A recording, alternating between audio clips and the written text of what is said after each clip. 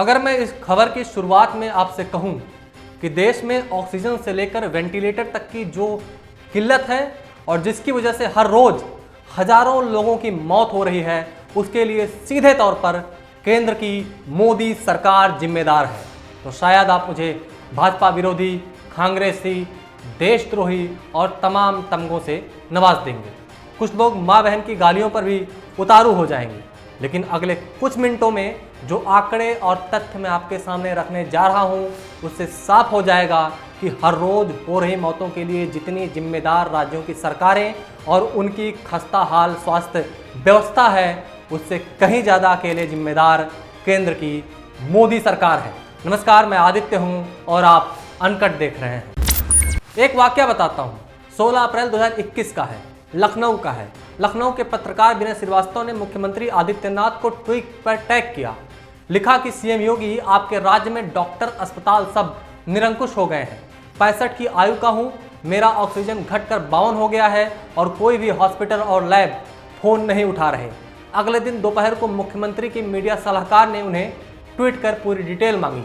उसी दिन शाम 4 बजे उनके बेटे हर्षित श्रीवास्तव ने ट्वीट किया और कहा, पापा इज नो मोर। विनय श्रीवास्तव के घर से 7 किलोमीटर की दूरी पर है सरकारी श्यामा प्रसाद मुखर्जी सिविल अस्पताल, जो आज तक ऑक्सीजन प्लांट के इंतजार में है। यह अस्पताल देश के उन 150 अस्पतालों में से एक है जो पिछले 6 महीने से ऑक्सीजन प्लांट की राह देख रहे हैं। कैसे, वो बताता हूँ। तारीख थी 21 अक्टूबर 2020। इस तारीख को सेंट्रल मेडिकल सर्विस सोसाइटी ने टेंडर जारी किया। टेंडर था 150 जिलों में ऑक्सीजन प्लांट लगाने का। पीएम केयर्स की ओर से करीब 201 करोड़ रुपए भी जारी किए गए। बाद में प्लांट की संख्या 150 से बढ़ाकर 162 कर दी गई। अब प्लांट की संख्या 162 और रकम महज 201 करोड़ रुपए। तो किसी भी कंपनी ने शुरुआती दिलचस्पी नहीं दिखाई। इस वजह से देर हुई। इतने कम पैसे में ऑक्सीजन प्लांट लगता भी कैसे? हालांकि पीएम केयर्स फंड में इतना कम पैसा क्यों मिला, ये जवाब आरटीआई से भी नहीं मिल सकता, क्योंकि वो दायरे में नहीं है। और प्रधानमंत्री प्रेस कॉन्फ्रेंस तो वैसे भी नहीं करते, तो कोई पूछ भी नहीं सकता। खैर, ये जरूर बता सकते हैं कि पीएम केयर्स फंड्स में शुरुआती 4 दिनों में 3000 करोड़ रुपए आ गए थे। इसकी एक अलग कहानी है। खैर, लौटते हैं ऑक्सीजन प्लांट की तरफ। प्लांट के लिए टेंडर हुआ। अब जिन 3 कंपनियों को टेंडर दिया गया, उनमें से 2 कंपनियां कहाँ गईं, किसी को नहीं पता। राज्य सरकारें और अस्पताल कह रहे हैं कि कंपनियां भाग गईं। स्वास्थ्य मंत्रालय कह रहा है जांच हो रही है। सबसे ज़्यादा प्लांट्स लगने थे उत्तर प्रदेश में। 162 में से 14 जिले में ऑक्सीजन प्लांट यूपी के थे। महाराष्ट्र दूसरे सबसे ज़्यादा 10 प्लांट्स एलोकेट किया जाने वाला राज्य था। दिल्ली को 8 प्लांट एलोकेट किए गए थे। जिन 3 कंपनियों को टेंडर दिया गया था, उनमें उत्तम एयर प्रोडक्ट्स, एरोक्स टेक्नोलॉजीज और एपस्ट्रीम टेक्नोलॉजीज शामिल थी। लखनऊ के श्यामा प्रसाद मुखर्जी अस्पताल ने बताया कि जिस कंपनी को कॉन्ट्रैक्ट दिया गया था, उसने कुछ नहीं किया। जो ऑक्सीजन प्लांट लगा भी है, उसमें हमें खुद पाइप लगाकर काम चलाना पड़ेगा।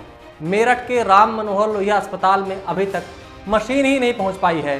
दोनों ही अस्पतालों में ऑक्सीजन प्लांट लगाने का जिस कंपनी को ठेका दिया गया था, उसका नाम है एपस्ट्रीम टेक्नोलॉजीज। एमजीजी अस्पताल गुजरात में भी प्लांट लगाने का ठेका इस कंपनी को ही दिया गया था। अस्पताल मैनेजमेंट के मुताबिक कंपनी को फोन करने पर वे सिर्फ कॉल बैक करने का आश्वासन दे रहे हैं। यहाँ तक देश के सभी राज्यों के 162 में से ज़्यादातर साइटों पर अस्पतालों ने खुद के स्तर पर कम समय पर पूरा कर लिया था, लेकिन ज़मीन पर ऑक्सीजन प्लांट नहीं लग सका। कहीं पहुँच ही नहीं पाया, तो कहीं पहुँचकर चालू ही नहीं हो पाया, तो कहीं सप्लाई पाइप ही नहीं जोड़ी गई। गुजरात के गांधीनगर के अस्पताल में जिस कंपनी को प्लांट लगाने का ठेका दिया गया था, उसका नाम था उत्तम एयर प्रोडक्ट्स, जो दिल्ली की है। सेंट्रल मेडिकल सर्विस सोसाइटी ने 13 अप्रैल को कंपनी को ब्लैकलिस्ट कर दिया। लेकिन सवाल है कि ठेका देते वक्त सेंट्रल मेडिकल सर्विस सोसाइटी ने कंपनियों की प्रोफाइल की जांच क्यों नहीं की? किसके कहने पर इन कंपनियों को ठेका दिया गया, जिनकी वजह से लोगों की मौत हो रही है? पिछले 6 महीनों से सरकार ने इस पर ध्यान क्यों नहीं दिया? राज्य सरकारों ने इसको लेकर केंद्र पर दबाव क्यों नहीं बनाया? जाहिर है पिछले 6 महीनों से केंद्र समेत कई राज्य सरकारों के मुखिया 5 राज्यों के चुनाव में लगे हुए थे और आज जब हजारों जाने जा रही हैं तब पीएम केयर फंड से ही 100 नए ऑक्सीजन प्लांट लगाने की बात कही जा रही है, पुराना जो अब तक तो लग ही नहीं पाया। अब जब कोरोना मौत बनकर लोगों की सर पर नाच रहा है तो सरकार को याद आया है कि डीआरडीओ भी तो है, वो सेना के लिए अत्याधुनिक हथियार बना सकता है, तो ऑक्सीजन प्लांट क्यों नहीं? डीआरडीओ को 500 ऑक्सीजन प्लांट लगाने के लिए कहा गया जो अब तक नहीं हो पाया था। उसने लगाना शुरू कर दिया है, कुछ चालू भी कर दिए हैं, 1-2 दिन में और भी प्लांट चालू हो जाएंगे।